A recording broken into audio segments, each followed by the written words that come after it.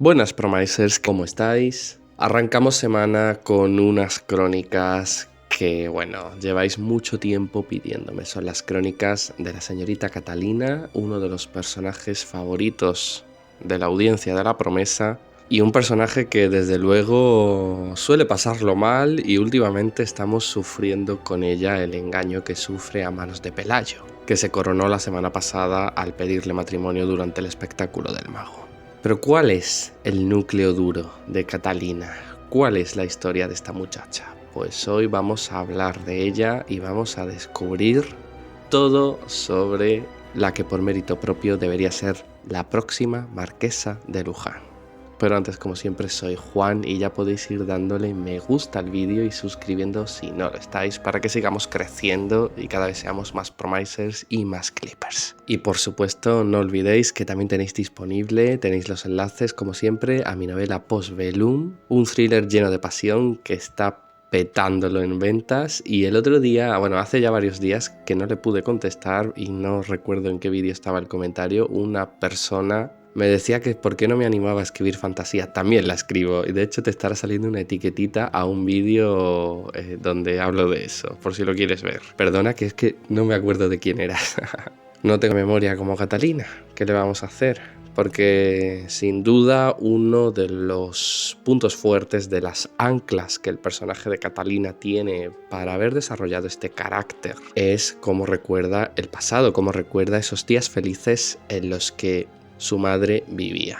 Se nos ha dicho por activa y por pasiva que doña Carmen, la primera marquesa, era exactamente igual que Catalina, ya no solo en el físico, sino también en el temperamento, en la actitud y digamos en lo moderna y rompedora que podía resultar. Desde luego, seguramente en esos tiempos ser criada en La Promesa era un buen trabajo y no como ahora que se lo digan a María Fernández. Está claro que Catalina aprendió muchísimo de su madre los pocos años que pudieron estar juntas, pero tras la muerte de esta y la llegada de Cruz a La Promesa como marquesa de Luján, la chica vivió prácticamente oprimida. Como toda señorita de la época, seguramente su educación quedó a cargo de alguna institutriz, pero claro, en aquella época, aunque tuvieses una institutriz, te enseñaban protocolo, francés y piano.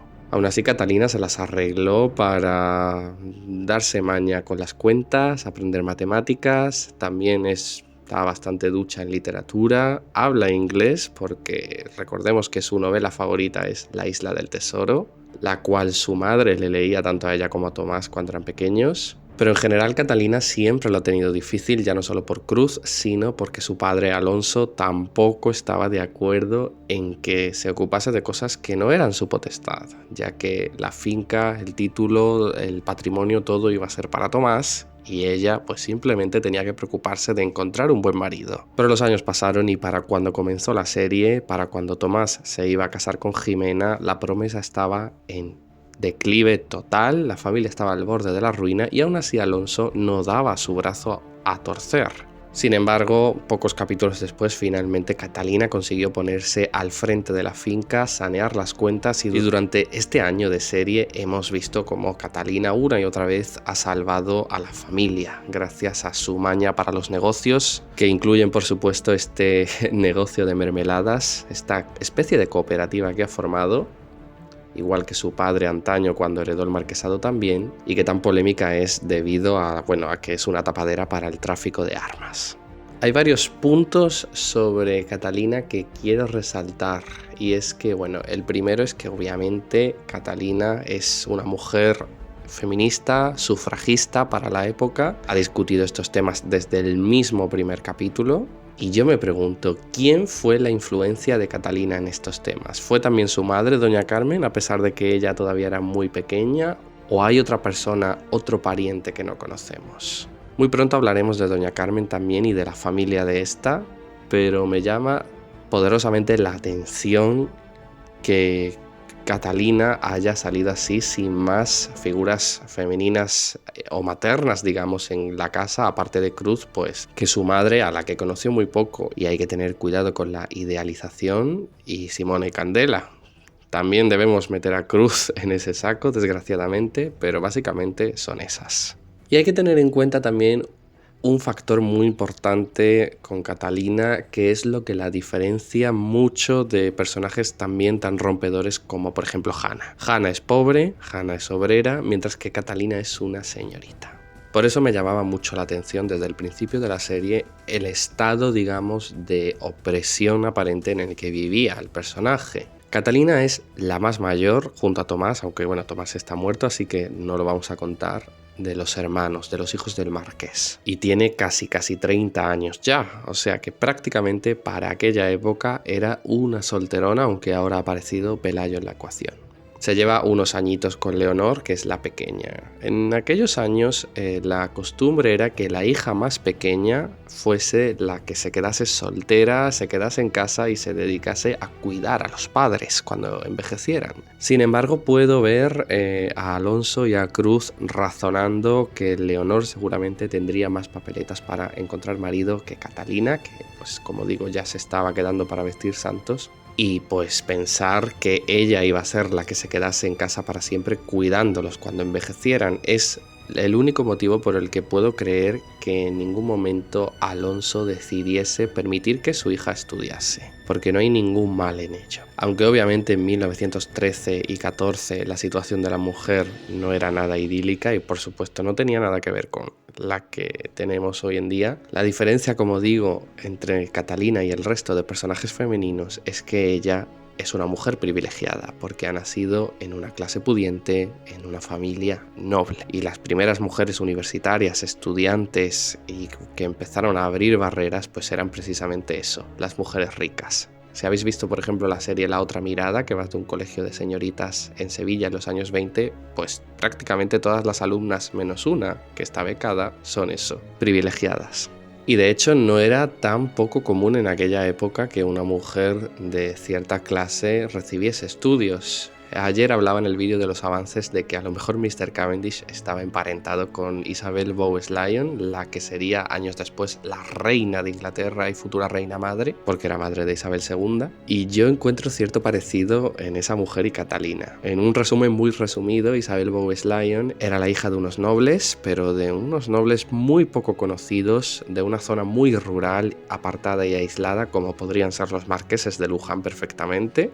Tenía hermanos que iban a heredar el título, así que pues no se esperaba que ella se convirtiese en nada. Y precisamente por ser una casa muy aislada, por ser una familia que tampoco tenía tantos títulos ni se codeaba tanto en la corte, tal cual los marqueses de Luján, que en la Garden Party no los conocía nadie, sus padres dudaban de que pudiese hacer un buen matrimonio. Y teniendo en cuenta además que al avanzar el siglo XX, tras la Primera Guerra Mundial, que fue el evento que vivió esta mujer siendo joven, la aristocracia empezó a decaer, como se ve también en Downton Abbey, la familia Bowes-Lyon decidió que su hija estuviese educada por lo que pudiera pasar, porque si no se podía casar tenía que asegurarse una independencia, sobre todo económica, y poder ganarse la vida. Así que Isabel Bowes-Lyon acudió a la Universidad de Glasgow.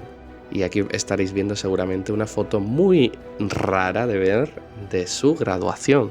El azar quiso que se casase con el duque de York y que en el 36, a golpe de abdicación, se convirtiese en reina, lo que fue una sorpresa para todos. Y eso es lo que va a pasar con Catalina seguramente. No en vano la llamamos la reina de la promesa. No entiendo, repito, por qué no le han permitido estudiar, porque no se perdería nada y como digo, entre las mujeres de su clase comenzaba a ser algo común. Pero bueno, ella es feliz también administrando la finca, así que tampoco vamos a echarle más leña al fuego. Aunque sí que me gustaría tener más tramas en las que se vea cómo Catalina se preocupa activamente por sus trabajadoras, por las trabajadoras del campo, porque siento que la serie, como le pasa a Downton Abbey, tiene cierta condescendencia con los personajes del servicio, con los personajes del campo, con las mujeres que trabajan en el negocio de las mermeladas. Es como que parece que ellas tan felices en su pobreza que se dedican a ayudar a los Luján en su tiempo libre a cambio de prácticamente nada. Porque yo no olvido la escena en la que cuando Catalina va a hacerle a Lope el primer pago de las mermeladas, Lope insistía en que no, en que ese dinero no se lo merecía él. Coge el dinero, hombre. Sin embargo, yo creo que lo que nos tiene a todos preocupados con Catalina es este supuesto noviazgo con el conde de Añil, que en realidad no es más que una trampa de su madrastra, pero que nos ha dado, yo creo, también una historia tan necesaria como deseada para Catalina, y es una historia de amor para ella. Creo que esta historia no va a terminar bien, creo que va a ser una lección de vida para Catalina, que terminará de fraguar su carácter duro, independiente, pero que tampoco va a suponer un gran trauma. Obviamente, seguramente sea un shock descubrir lo que ocurre con Pelayo, pero yo no creo que vayan a terminar juntos. Pelayo no va a ser el amor de la vida de Catalina. Para mí está muy claro que desde el principio de la serie, quien está pensado como futuro esposo de esta gran mujer es un chico que creció con ella, que vivió con ella de pequeño, que ha sido criado por la misma mujer que ha alentado en Catalina este carácter independiente y fuerte, y estoy hablando, por supuesto, de Antoñito, un hombre que también ha sufrido mucho, que también ha estado desengañado con la vida, que también ha perdido a su primer amor, su esposa Charito, y que cuando venga la promesa y se reencuentre con esa amiga de la infancia, descubrirá junto a ella lo que es el verdadero amor. Y junto a él estoy seguro de que lo que todos queremos es que Catalina haga de su capa un sayo, tome las riendas de su vida y, dándole igual el marquesado de Luján, lo que quiera su padre, lo que quiera Cruz y lo que quiera nadie, se ponga el mundo por montera y haga con su vida lo que desee.